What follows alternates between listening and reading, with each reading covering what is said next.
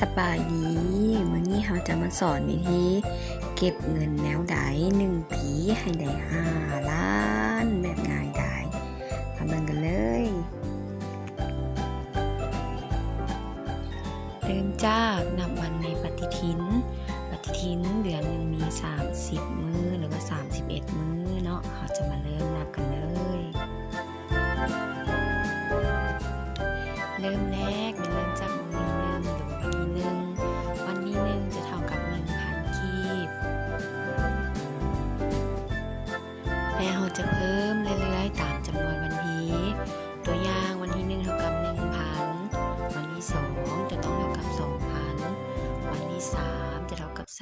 3,000 แล้วจะเพิ่มไปเรื่อยๆจนกว่าจะหมดเดือน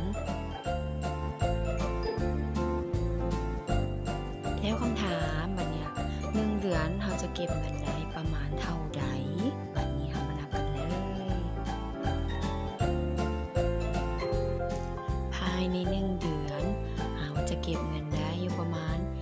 400,000 บาทว้าวแล้ววันนี้ถ้า1ปีเด้จะได้หลายปานใด5 ล้าน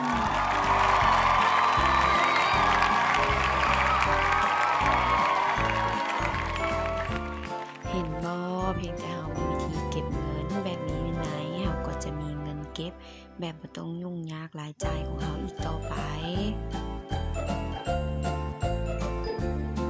สุดท้ายนี้อย่าลืมกดไลค์กดแชร์แล้วกดติดตามเพื่อเป็นกำลังใจในการเฮ็ดคลิปของเราอีกต่อไปคลิปหน้าเราจะมาสอนวิธีการหยังอย่าลืมติดตามเด้อบ๊ายบาย